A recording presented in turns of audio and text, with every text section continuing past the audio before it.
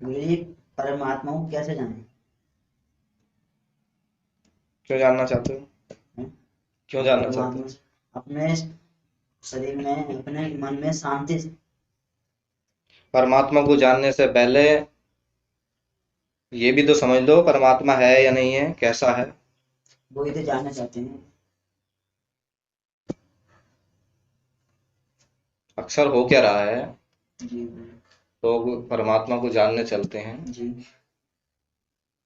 खोज तो करने लगते हैं, लेकिन उनको ये पता नहीं होता कि परमात्मा की खोज करनी है तो परमात्मा की खोज करनी कैसे है। जी। परमात्मा को वो खोज करना कैसे चाहते हैं, वैसा चाहते हैं जैसे वो सोचते हैं। लेकिन क्या वास्तव में वैसा परमात्मा है जैसा वो सोचते हैं? है ना। अगर वो वास्तव में वैसा है तो उन्हें मिल जाएगा, है ना। लेकिन अक्सर ऐसा होता ही नहीं। क्यों? क्योंकि इस दुनिया में कितने करोड़ लोग हैं, सब ने परमात्मा के विषय में अपनी अलग अलग कल्पनाएं बनाई हैं, अपनी अलग अलग समझ बनाई है, और सब उसे वैसा ही पाना चाहते हैं जैसी उन्होंने कल्पना बनाई है, समझ बनाई है। यस। इसलिए वो मिलता नहीं। जी। परमात्मा तो मनुष्य की सोच से परे की बात है, मनुष्य की सोच से परे की बात है। तो परमात्मा को खोजने से पहले ये बात भी तो समझ में आनी चाहिए कि परमात्मा को जो खोज रहे हैं उसके वास्तविक स्वरूप के अनुसार ही उसे खोज सकते हैं। ऐसा नहीं जैसा कि मन में बसा लिया। परमात्मा कैसा होता, हाथ में त्रिशूल होगा उसके मिलेगा तो, है ना। हम्म। कोई इंसान की तरह होगा। अगर इंसान की तरह परमात्मा होगा तो फिर भी परमात्मा ही कहाँ होगा, फिर तो इंसान ही होगा। हम्म?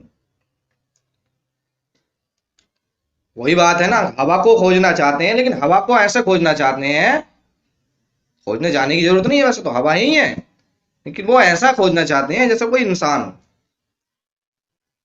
लेकिन परमात्मा जैसा है उसको उसी रूप में यदि हम देखें, उसी रूप में उसे जानने की कोशिश करें, तो शायद यहीं बैठे बैठे हमें परमात्मा दिख जाए,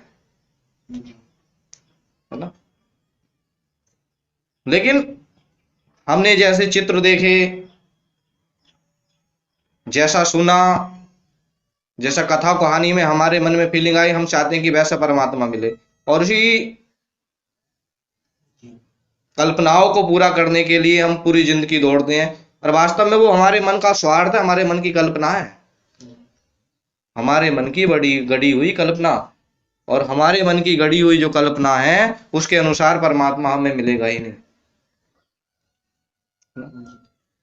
वहम बेशक पैदा हो सकता है कि वहम हमने पैदा कर लिया, अब जो है मानसिकता पे इतना वो वहम छा गया कि जैसा हम ख्याल करते हैं वैसा ही वो हमें दिखने लगा, है ना।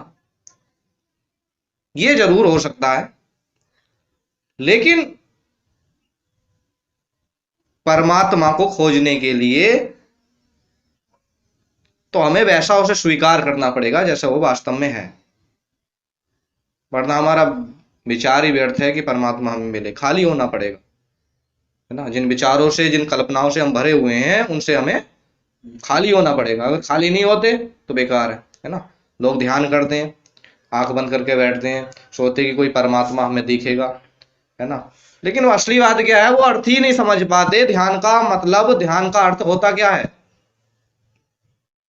ध्यान का अर्थ होता है जो दिख रहा है उसे भी मिटाना। लेकिन ख्वाहिश ध्यान में भी देखने की होती है, परमात्मा दिख जाए, कोई ज्योति दिख जाए, है ना। और देखना ही है तो खुली आंखों से ही देख लो, आंखें बंद करके क्या देखना। देखने के लिए आंखें दी हैं, आंखें क्यों बंद करी जाती है? इसलिए ध्यान करते समय जो दिख रहा है वो भी ना दिखे, जो दिख रहा है सारे दृश्य को मिटा के केवल दृष्टा बचे,